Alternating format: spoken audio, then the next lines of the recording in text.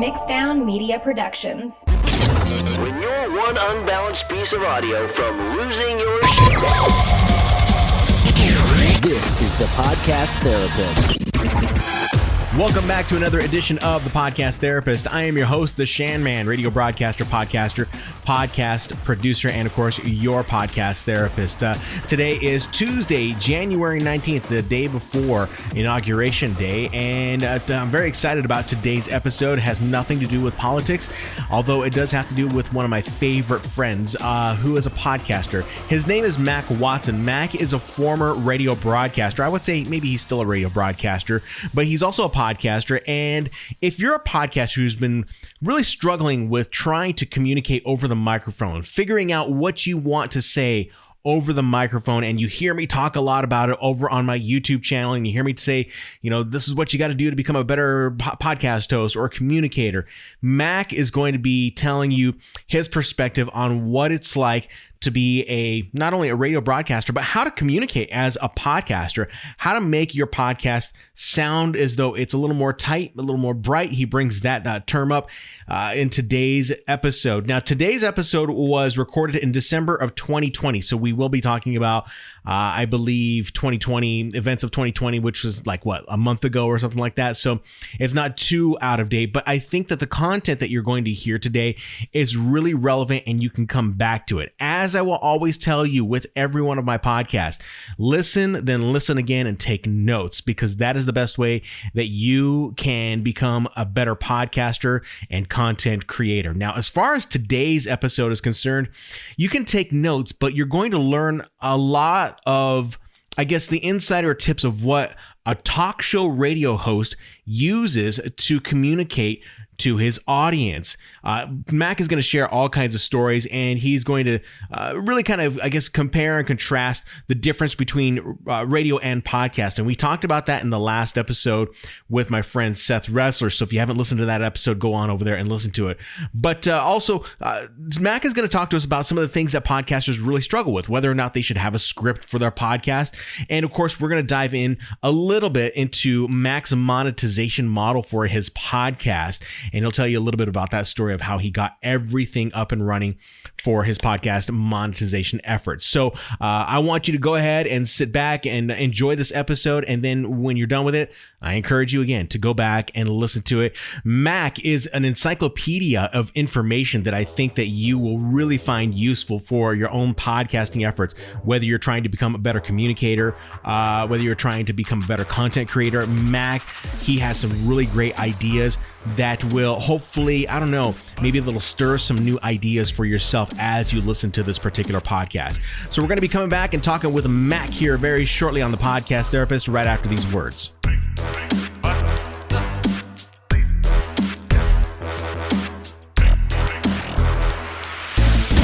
The Podcast Therapist. Right now, you might be in the middle of the research phase of launching your podcast. Maybe you've gotten some equipment, signed up for a Zoom account, and have recorded a few podcast episodes. But what steps do you need to take when it comes to a successful podcast launch? Would you believe the biggest mistake podcasters make is the launch sequence? Seriously, just like a space shuttle has a sequence to put astronauts into space, podcasts have sequences to put a podcast in the marketplace successfully. That's why I created the Podcast Launch Checklist. After helping numerous clients build their podcasts, I developed a step-by-step guide to help podcast creators just like you have a clean launch sequence without wasting time.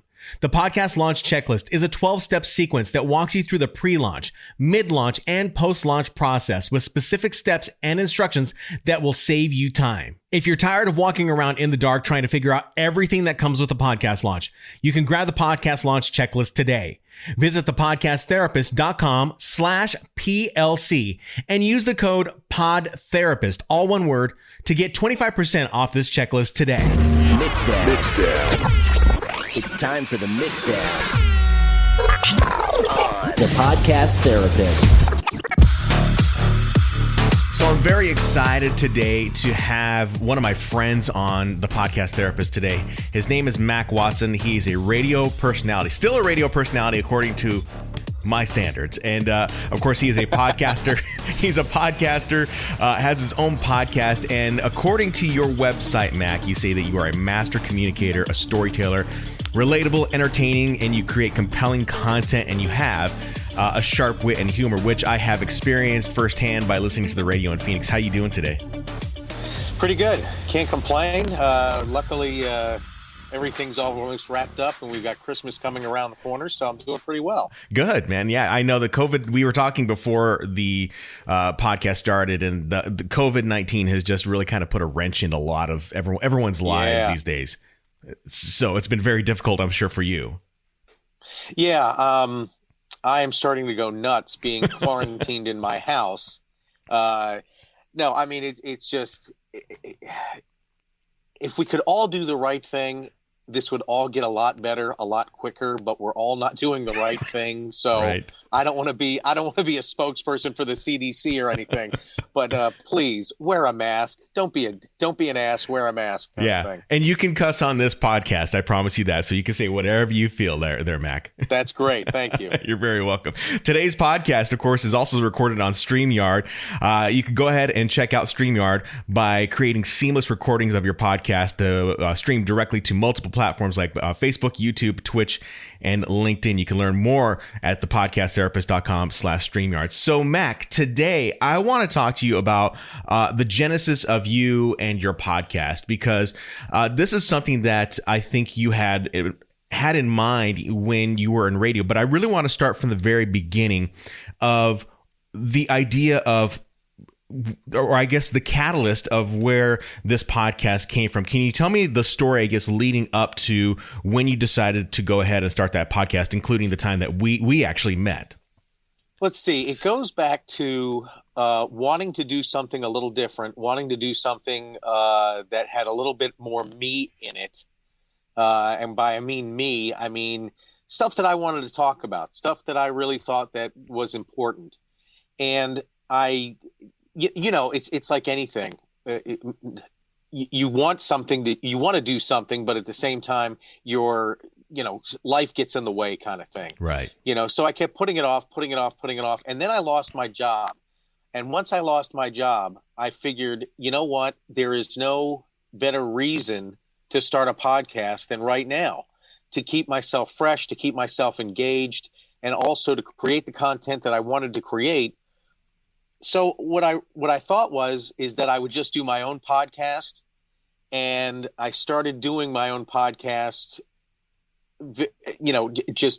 getting ideas from you, getting ideas from my wife, getting ideas from other people. And then my wife started joining me on the podcast, and that just changed everything.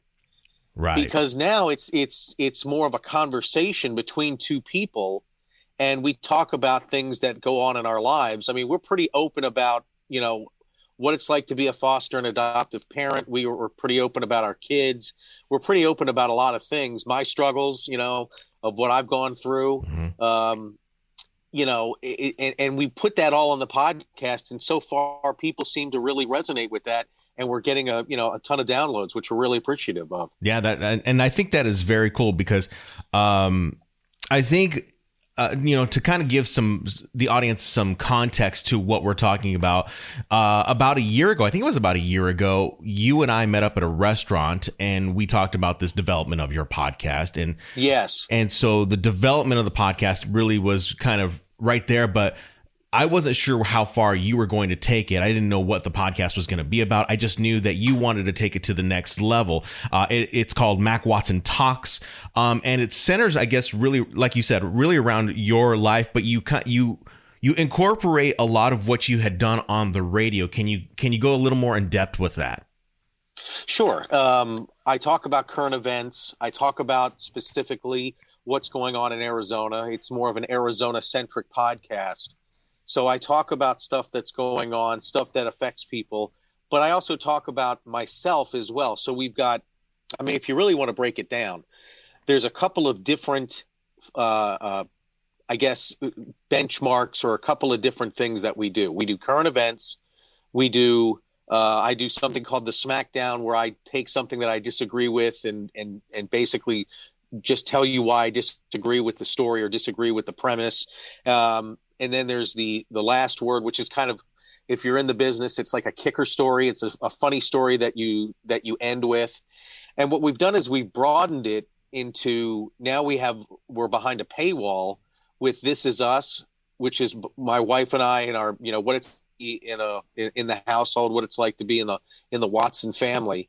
And we also do Raised in the Nut House, which is, and I've got the script right here for it. It's Raised in the Nut House, where we tell our nutty stories from our dysfunctional childhoods or dysfunctional stories from our nutty childhoods, one or the other. So we tell these stories and hopefully people can relate to them or at least get some value out of them. But like you said, I used to do a talk show where it was about current events. It was about things that were in the news. And it goes back to, does it affect you? Does it affect your wallet? Does it affect your, the way you want to raise your family? Does it affect your job?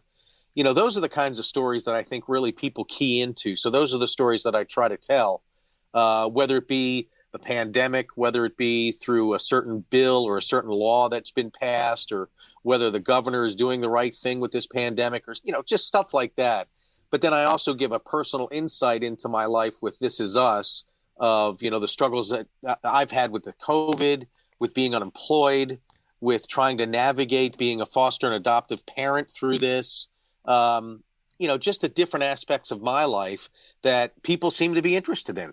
Sure. And this was all built. I mean, I wouldn't say, well, I could say that this has been 100% built on the audience that you have grown, that you have learned, or that you have built through your previous career with radio. So you had an audience that you built out. If I didn't have access to some kind of microphone or some kind of broadcast, I wouldn't have the audience that I have now. And if I were on a national level, if I was on a national network, it'd probably be even bigger. But I will tell you, we have been downloaded now in everywhere except 3 states, and I think over 16 different countries, and I can't understand why.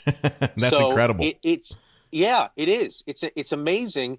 I thought it was going to be everybody in Arizona. No, I'm being downloaded in Charlotte, North Carolina, in Waterloo, Mississippi, in England, in Scotland.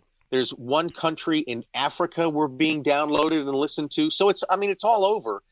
And I don't know whether it's word of mouth or whether it's by the hashtag that we use or people are looking us up because of the stuff that we put out on social media. Mm-hmm. But just because you think, me and my buddy want to start a podcast, or my buddy and I want to start something, and it's going to be listened to maybe like my mom and my friends. Hold on. There are people out there that are willing to listen and willing to download, and some even for, a fee. Some were even willing to do it for a fee, because you put something out there because you have value.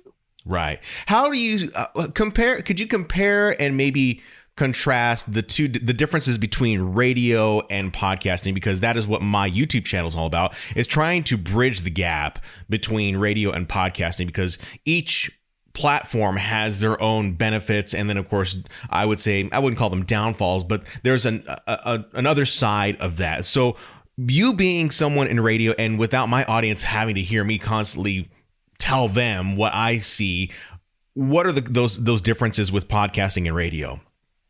Well, if you really want to get into it, if you really want to get into like a PhD kind of discussion, we certainly can. A radio broadcast is meant for a number of people. It is a broad listing of events, a broad sense of what is going on in the community, right? Right. That's what broadcasting is. It's for a lot of different people.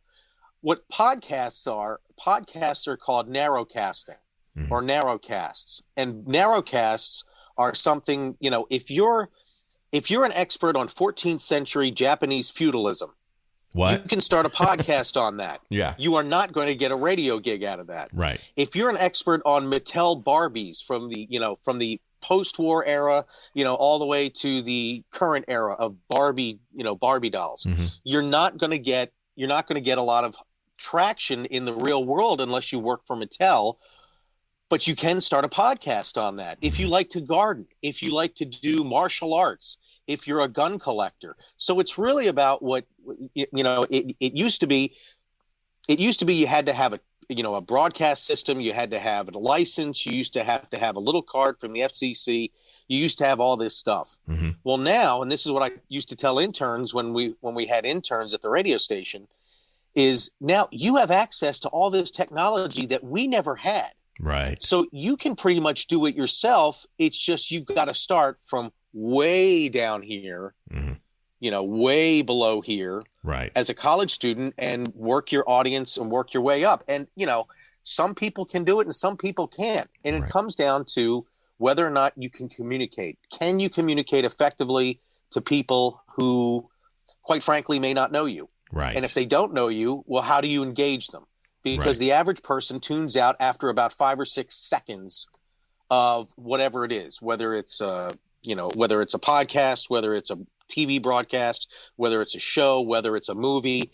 If they're not engaged within a couple of seconds, they're on to something else. Right. So if you can't engage a listener, then you really can't do a podcast. But there are people, I will tell you this, there are people who are very, very learned and very, very scholarly, but don't know how to communicate it and have a podcast. Good for them. Right. Hopefully and hopefully you'll get better at it. It's like riding a bike.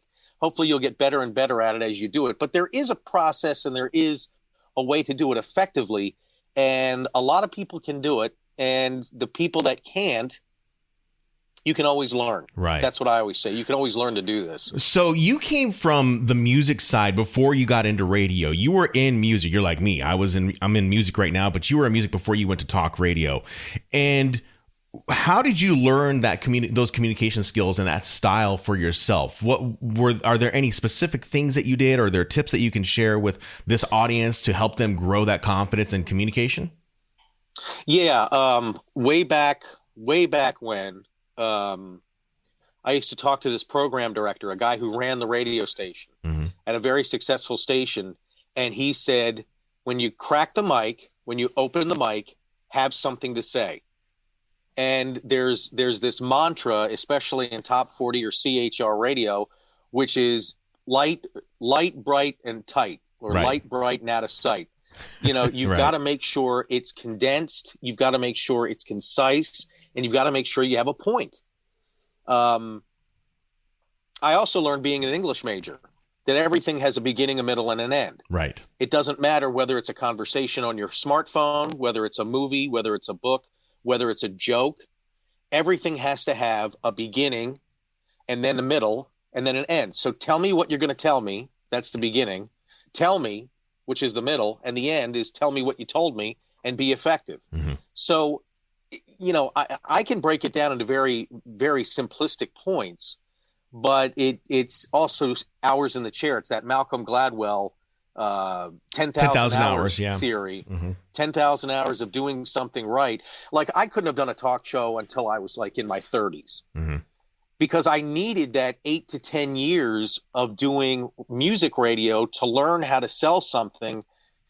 And when I say sell something, learn how to do a break, learn how to turn on the microphone and actually say something of value in 10 seconds or less, because I used to do top 40 radio. Right. And you don't have a lot of time. You've got to be concise. And some of the best communicators have come from the top 40 era or the top 40 world that are now doing talk radio, because they understand that you have to sustain your message and sustain the audience. And in order to do that, you have to be effective. And again, I can tell you that there are different ways of doing that. And Rush Limbaugh does it one way, Glenn Beck does it another way, Sean Hannity does it another way, but they all know the one thing, how to connect with your listener and how to tell them. And don't get me wrong, you don't have to agree or like them. You don't have to like their show or their style, but they know how to communicate effectively enough that they are, the top tiers of talk radio, where I was just on the surface of talk radio with my show, because I'm in a local market. And in Phoenix, Phoenix is a different market than Detroit. It's a different market than Albuquerque. It's a different market than LA. Right. You've got to learn who your audience is. And if you can learn who your audience is and talk to them, not at them, I think people will respond to that. That is huge, to say that you have to talk to them. It's almost as though you have to become their friend in order for them to really buy into what you're talking about. Right. It's not only that, it's the sense that you can talk to somebody about something for an extended period of time. Like I said, it's narrowcasting. Mm-hmm. So, I don't know about you, but I knew a guy in college that as soon as you brought up, classic cars, the guy would talk your ear off. Right. But try to have a conversation about anything else, and he was stuttering and stammering and, doing whatever. Right. But if you talk to him about muscle cars and classic cars, the GTOs and the Camaros and the Mustangs, he knew every spec. He knew every kind of, transmission. He knew everything. Well, that's the way you have to be with certain things in order to get it across. Right. You have to be a master communicator. You have to know something about something to tell people. And that's what it basically is. So if you're going to do a show about gardening, well, you better know about gardening, and you better be interesting enough to share with people tips and stuff that to become a master gardener. Right. I'm not saying you have to have the best.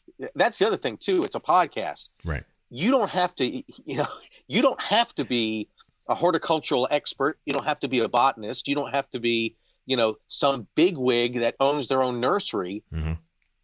Just grow tomatoes and share the experience with people. And it's the way you share the experience that will capture people and make sure that they come back for more and listen to you. That's what it is. That's what I think is huge. And that's where I think a lot of people get hung up, is that they say, I don't know what type of content that I need to create. What do I even create? And what you're telling me is that when you hear the experience of one person, you're only hearing the experience of one person, but you might be that one person that lights the fire under someone else who could be listening. Am I correct? Right. So yeah, that it's the one person that their perspective. And again, we all have perspectives, but it's a way that we tell everybody. Right. It's a way that we communicate. And the way I communicate is through language, and that my voice is an instrument. I come at it from a very different point of view, say, than a sportscaster or a news person, Yeah, I'm doing an interview. That there is, we can cut that out. Oh, that's fine. I mean, I could leave it in too, so it doesn't matter. This is a podcast. It doesn't matter. It's not broadcast. Oh, I know. Yeah, I'm on with Shannon. Oh, my wife says hi. Hi, how are you? Big fan. It's good to meet big you. Fan. Yeah, big fan, she says. Oh, I'm a big fan of you. So, yeah, he's a big fan of you too. Yeah. So what I'm talking about is effectively communicating with other people. And it's kind of tough, but again, a guy long time ago, another program director told me, remember that you're talking to one person. You're not talking to an audience. That's television. Right. Television is where you talk to an audience. Radio is you talk to one person, one-on-one. So if you can imagine, or even some people have done this, I've seen it in the studio. They'll take an actual picture of somebody and put it in the studio and talk to that person. That's the secret to good communication, knowing that you're talking to one person about how you feel about something, whatever it is. And there's this, I noticed this in my time of doing radio at night, and where I became unstuck in that process of saying, like, oh my gosh, I'm talking to an audience versus talking to one person. It was about 6 years into my career. I had just gotten full time.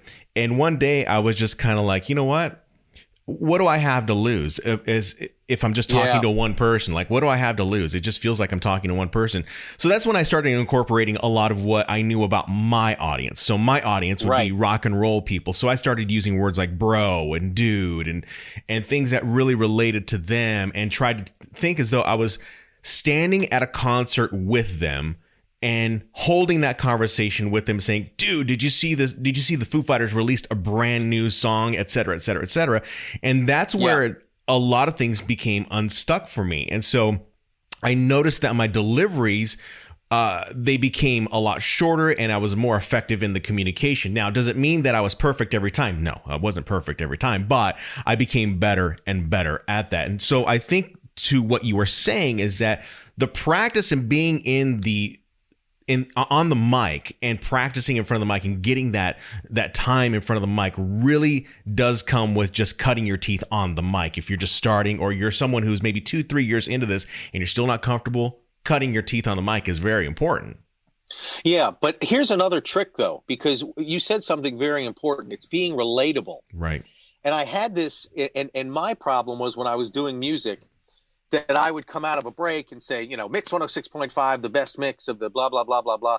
That was Dave Matthews Band. And then I'd transition to something else and I would get lost. Yeah. I wouldn't know where I was going. And so I would start off kind of strong and then I would get lost. And what a program director taught me was to write it down.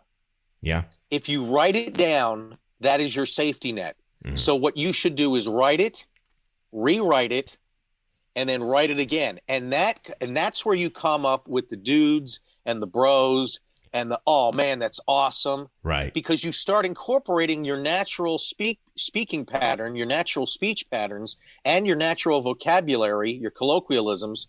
That's where you start incorporating it because that's you. Right. So now I don't have to, you wake me out of bed at 4:00 in the morning, you give me the temperature, you give me the call letters, you give me the title and artist. I can do a break like that. I don't have to write it down. Right. But there were times when I had to write everything out. And when I found that out, when I figured it out, I got to New York in 2 years. I went to Market One in 2 years because I knew what the secret was. And the secret was to write it down and have a safety net. It's not that anybody in New York or Chicago or LA, it's not that they're better than you. It's not that they have more, it's just they have more experience than you. Right. And they've learned these tricks and tools and have learned it. It's like the difference between a guy in AAA ball or a AA ball versus the majors. Right. The majors guys have learned a little more tricks and a little more how to do it. Right. In order to make sure that they understand how to perform their best. It's the same with anything. This is a performance. You are giving a performance when you do podcast. You may not want to see it that way, but that's what you are doing. You are performing, but to an audience you cannot see. Right. So if you just keep in mind that it's just one person that you're talking to, well, hell, you've done that before. You do it at work. You do it in your family. You do it wherever. Right. You can talk to one person where don't be intimidated that thousands of people are listening to me or hundreds of people are listening to me. No, they're not. Mm-hmm. They may download, and that's what the meter may say. That's what the metrics may say, but they're not listening to you all at once. Right. You're talking to one person at a time, and that way you don't flip yourself out or freak yourself out. And if you write it down, you'll get a natural way of delivering it where it doesn't seem like you're reading it. Does that make sense? Yeah. And to me, like what you're saying makes complete sense because to me, what it seems like is though every podcaster wants to get these massive downloads like right away, but it almost seems as though it's more of a benefit to have those minimal downloads because you can talk naturally to those people. And by the time someone becomes acquainted to you, when you've gotten your 10,000th download, your audience should know who you are. They should know how you communicate. They should know the personality at that point. So it's almost easier as opposed to guys like us who were just kind of thrown into the fire and had to kind of undo all of what was going on in our head and start back from zero. Right. And what you need to realize is that the more you do it, the better you'll become. Yeah. The more you practice, the better you'll become. So it's good that you don't have as many downloads in the beginning because you can make as many mistakes as you want. It's your podcast. Right. You don't have a boss. You don't have someone standing over you saying, well, you should have done this. It's WNBC. You don't have only a few people will get that reference. Yeah. If you do, you love it. You don't have anybody telling you that you should do time and temperature every 15 seconds or whatever. That you can talk about, if you want to talk about flintlock guns for 2 hours, go ahead. But you've got to make it compelling for people. You've got to emotionally relate to the audience, and you've got to make it compelling. And that's what I try to do. I don't try to talk down to people. I don't try to talk over people's heads. I just try to talk normally. But if you can have a little fun in there, if you can drop some pop culture references, if you can, basically have like two guys talking at a bar kind of conversation, then that's good because at least you have a back and forth and you have some kind of pro, con, or, don't get me wrong. It's not CNN. We're not talking about it. I'm on the left. I'm on the right. So you know what people are going to say. Yeah. That's tired and old. Okay. That's broken. That's the broken down stuff. Right. But what you should do is be able to have or form an opinion where you can articulate it. And if someone disagrees with you, that you can respond to it if you're doing a two double-headed or triple-headed podcast, Right. or if you just have all these things that you believe in, that if somebody were to challenge you, you would be able to confirm your point of view. Right. And that takes time. That takes a while for you to do. So it takes practice, and it takes also focus.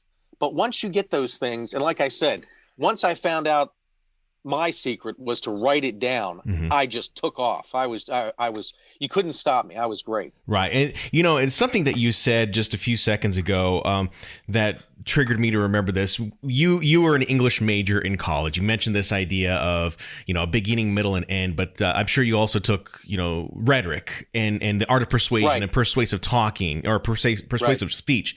And I taught that at one point in time as a high school English teacher. And that is something that I think that a lot of people don't realize, that there is an actual philosophy and method that goes behind the delivery of a message, where you talk about, this is the point that I'm trying to make, you talk about the emotion behind a point that you're trying to get across in order to kind of sell the idea or sell the point that this is what you're trying to do. So when it comes down to that, do you have any tips on how to incorporate some type of emotion into the delivery of your content?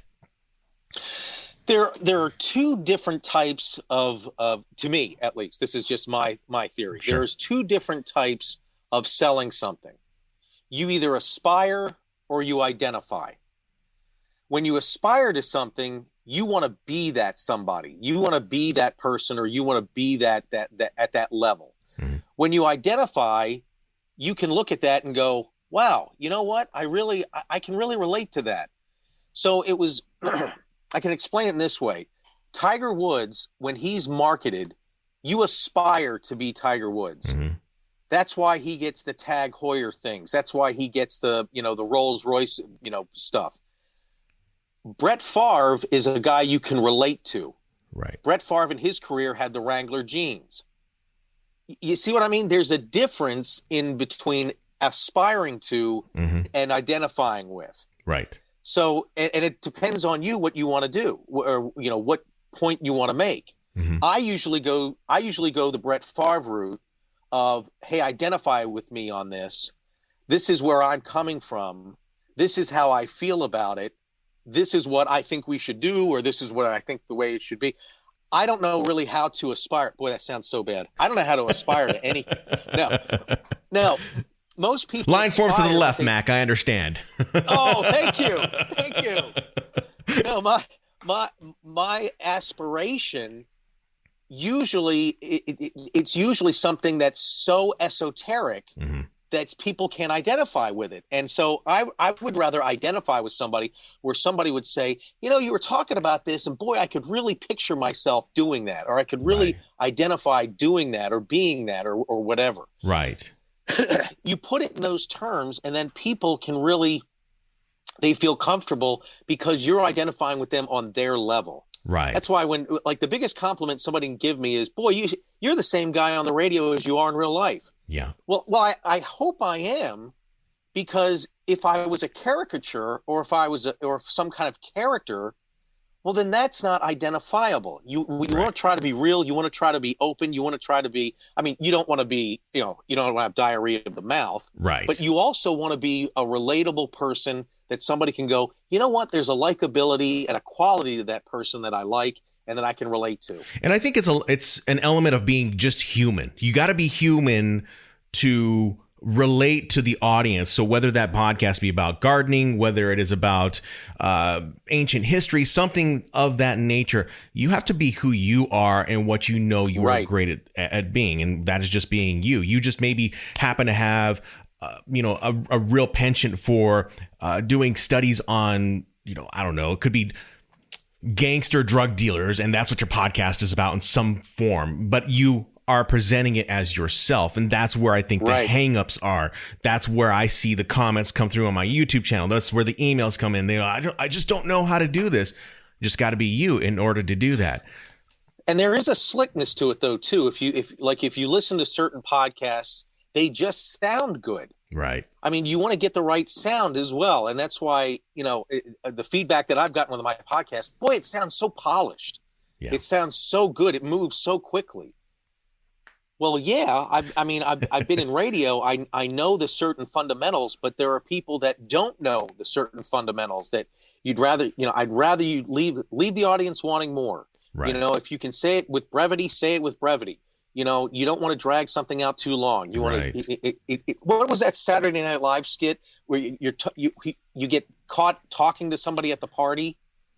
That one person you don't want to get talked to, you don't want to get caught talking to at the party. Yeah. Yes, and Cecily is her name that she does the character. Yeah. And and it's just I don't know whether it was the Palestinians or the protozoans, but they are, it's that one it's that one person that is just, God, do you know how to shut your mouth? Right. Not that I would ever tell anybody on a podcast to shut their mouth, but you've got to know pacing. You've got to be able to edit it well and slickly put it together.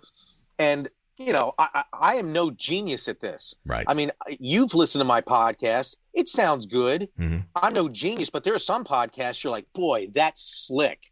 Right. Well, try to be slick. But don't try to be filler. Right. Don't try to be slick without a purpose, or don't try to be slick without a point. Mm-hmm. Have a point. Some of the best content you can do is from the heart.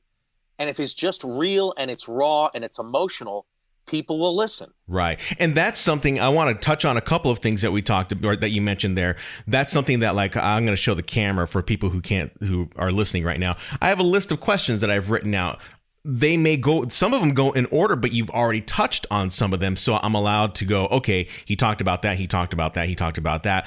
Now I can move on to this next section that he did not talk about. I want to know more about that. So I think in the preparation and the show prep, that's another huge thing. Podcasters tend to go, I need to script it out all in one. And that's going to be my podcast. And I'm like, man, that's like entirely way too much if you're trying to just create a podcast. Some people do that though. Yeah. And there's this one guy that does it, and don't get me wrong, it's good, but you can tell he's reading. Right. But it's so good that I'm willing to listen to something that I know is being read. Most people would want you to have a conversation with them, right, not a conversation at them. Mm-hmm. So, like I said, you can write it down. And that's why, like TV people, they write everything down. They put it on the teleprompter. It's right there. You can, like you said, you can write notes, or you can jot down some stuff. But if the more you write down, the more you're going to have to read it. Right. And if you can do it conversationally, that's great. But if not, it's going to come across like you are reading it. Right. Yeah. And I think that it's good to know both sides of it, to learn how to read, but it's also great to have that ability to maneuver in and out of a conversation at will if you need to break from whatever you're reading. Some of the people that I see that do this very well would be news anchors. They're reading from the teleprompter itself, and then the teleprompter somehow goes down, and then they have to almost instantly just riff it off, but they have done it so much that they know how to maneuver in and out of that. I want to switch gears into talking about the element of monetization, if you're comfortable talking about that. I want to ask about money or anything like that. I just want to ask you about the idea of building in some type of monetization model, because that is the common question that most podcasters ask, is like, how can I monetize? And when you and I look at monetization from a radio perspective, I can explain it as saying, like, we are going to clients who are local, not necessarily national, even though there are national clients, but we go to those clients and we talk to them and we say, okay, this is what we want to do for you in terms of the package. You get a certain amount of mentions on the radio. You get some spots, and maybe you get some website banner ads and whatnot, and we are going to bill you. And then when you move to the podcasting structure, it almost seems, I don't know if it was for you, but it for me has been completely on the opposite end. So can you describe to me what you have experienced in setting up a monetization model and why you wanted to set one up? Well, the first way was the way that you understood it with radio. Mm-hmm.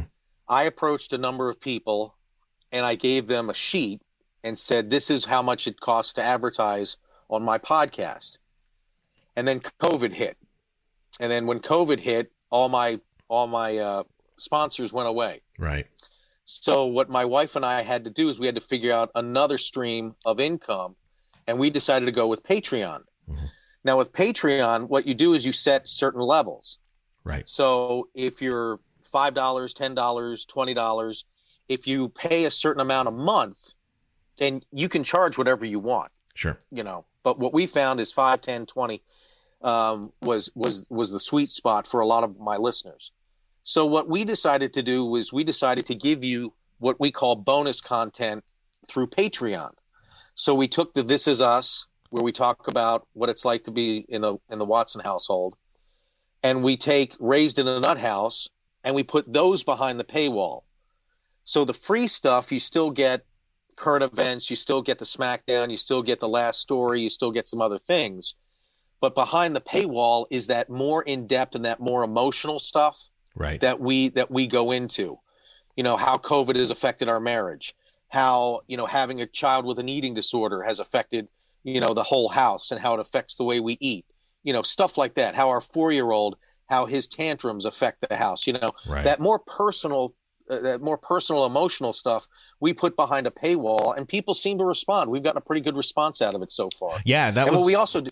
Go ahead. Well, what we also do too is that we have an AMA, Ask Me Anything session.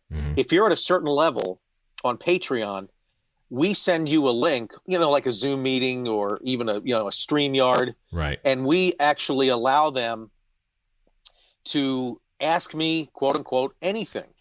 So it's kind of like your own little like VIP. It's kind of like your own VIP or backstage getting together, a VIP experience thing. And you'd be surprised. There are people that sit there and just stare at you. There are people that will want to talk to you for like 20 minutes about the same thing. Right. There are other people who want to ask you some really good questions about some of the stuff that you said. Like people really do listen. And people really have some really good insight into what you've said. They just want to be heard. And that's the thing.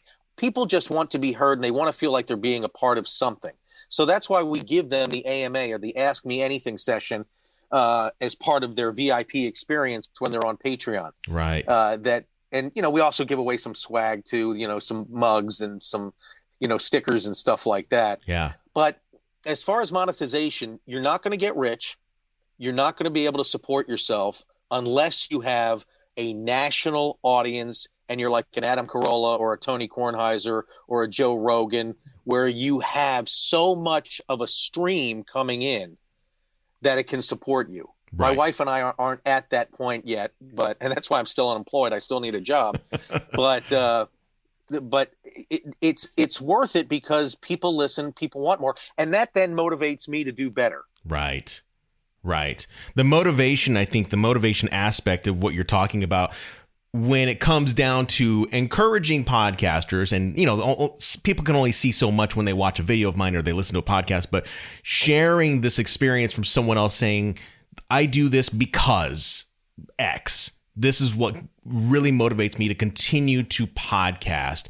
And that is where I would want to encourage a podcaster is to listen to your story, listen to your exact story and say, okay, we incorporated this element of Patreon. It doesn't matter if you're using Patreon, you're using PayPal, something, just, I would say, get something started in order to start getting that ball rolling. What would you say to someone and encourage them? Wow. How do you tell somebody to encourage them to do what they want? I mean, deliver value. I mean, suppose on the podcast. Well, yeah. But my point is that you've got to want to do it. Yeah. For me, it's that I want to be heard. Mm-hmm. For me, it's that I have things that I want to share. And I've been like this since I was a little kid. I just kind of fell into radio. I never considered radio an actual, I never considered it a life career. Right. But if you're wanting to start a podcast or you're wanting to monetize your podcast, there are plenty of things out there for you to do. Mm-hmm. There are plenty of websites, plenty of people. I mean, you can talk to you, Shannon, you can talk to me, you can talk to a lot of people about what they've done. You've just got to want to do it and then take the time to really sit down and, just map out, okay, I'm going to do this about the insects of Guadalajara, or something like that. Right. I'm going to do this, come up with the elevator speech. Come up with 30 seconds of you're going to tell somebody in an elevator, and you've got 30 seconds until the elevator stops and the doors open. What is your podcast about? Right. Let's go into real quick the merchandise area, because you did mention bumper stickers, mugs, things like that. Is there anything that is very complicated about doing that? How did you go about that process, and has it been easy for you? I would have thought it would be really complicated. My wife handles it, and she says it's so easy. All you have to do is upload the artwork. Right. You choose what you want it on.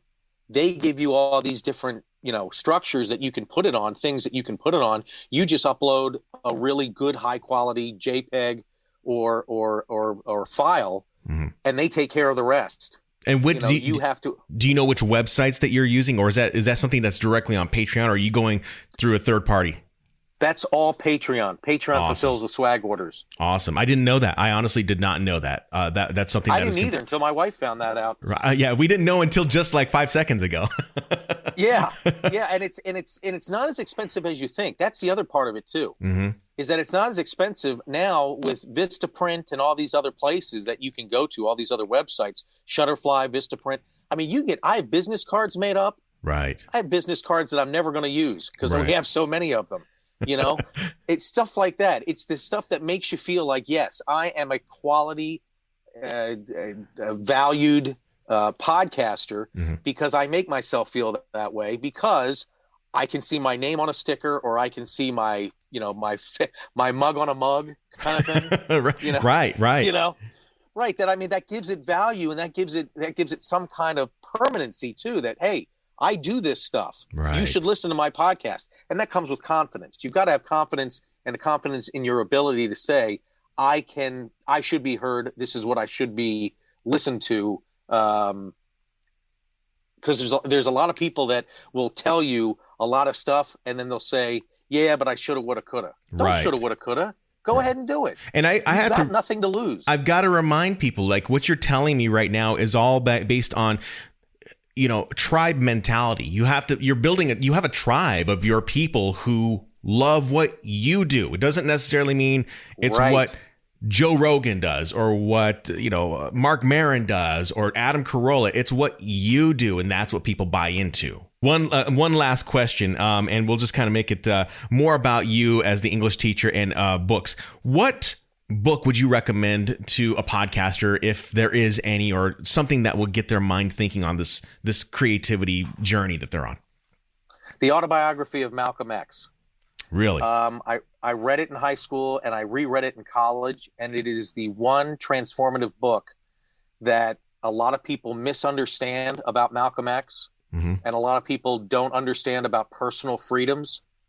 That if you read that book, you will understand personal freedom, and you'll understand Malcolm X a whole lot better. And you don't have to be an activist. You don't have to be some political whatever. Just his journey, his story is so compelling, but it's so misunderstood. So that's the book that I would recommend. Another book is any book on advertising, like guerrilla marketing, guerrilla warfare, guerrilla Reese and Trout. They're really good at stuff. Make It Stick. That's another good book. Okay. Make your message stick. But as far as transformative, the Autobiography of Malcolm X changed the way I saw a lot of things. It really did. Okay. Very cool. Well, Mac Watson, I want to thank you for your time. Thank you so much. And hopefully we'll be talking to you soon on a future podcast, and maybe share some more insights.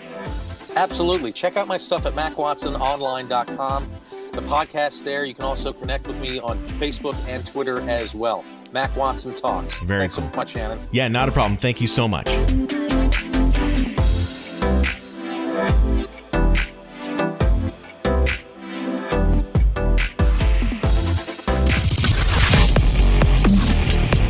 Podcast Therapist. Today's episode of The Podcast Therapist is brought to you by the Adobe Creative Cloud. Creativity is everywhere, and all you need are the right tools to turn those creative ideas into reality. Whether it's building stunning new artwork to promote your podcast, editing simple videos for your video podcast, or stepping up your audio production game, the Adobe Creative Cloud gives you access to Adobe's entire suite of software products that will enhance your content creation across all digital platforms. Go to thepodcasttherapist.com/Adobe to learn more and get started today. Unnecessary explanations. The Podcast Therapist. Unnecessary explanations.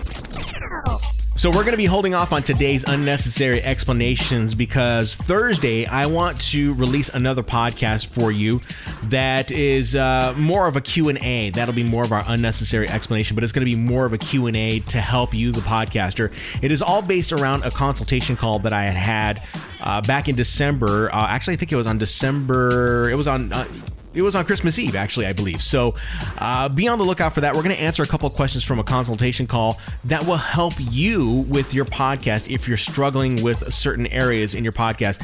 In particular, we are going to be talking about, I believe, some SEO strategies and why we are creating some of the pieces of content that are outside of the audio podcast to help us get discovered. And that is the whole idea behind this podcast that you're trying to create. You're trying to create something that will help you grow, help your podcast grow. I think growing is going to happen in so many different ways for you. Not only will you grow with your podcast, but I think you will grow as someone who is a podcaster, maybe someone who maybe is looking to start a business with a podcast. I don't know. But that is all going to be coming up on Thursday with that phone call. So be on the lookout for that coming up on January 21st. Now, if you have a question that you would love to ask me and want my opinion or answer from me, go ahead and head on over to thepodcasttherapist.com and leave a voicemail for me. If you don't leave me a voicemail, you can always leave me an email or a message. But if you want to leave a voicemail, I'll go ahead and import that voicemail into the podcast and I'll answer that question. Maybe I'll get it on this Thursday's episode of the podcast. So be on the lookout for that when that does happen. So go to thepodcasttherapist.com and leave me a voicemail. That's as simple as it's going to be. I think I kind of lost my train of thought there. You can tell. But one last thing. If you have not subscribed to this podcast on your favorite podcasting app, do so. If you are on Apple Podcasts, what I would really love for you to do is head on over there and find the Podcast Therapist. And of course, you can find it at thepodcasttherapist.com. Click on the link on that page and it'll take you directly to Apple Podcasts. Leave a rating and a review for the podcast so that you can help other podcasters out. Let them know what this podcast is about and let them know what I am trying to do to help you and everyone else create better content. So that's going to go ahead and do it for today's episode of the Podcast Therapist. Thank you so much for listening. I hope you enjoyed today's episode with Mac Watson. As I told you, it was a really good interview and he has a lot of great information. This one is well worth listening to twice or maybe even 3 times. So until Thursday, I will see you guys then. Take care and be safe.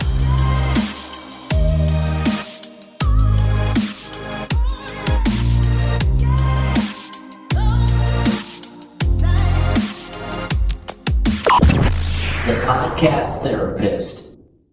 Mixdown Media Productions.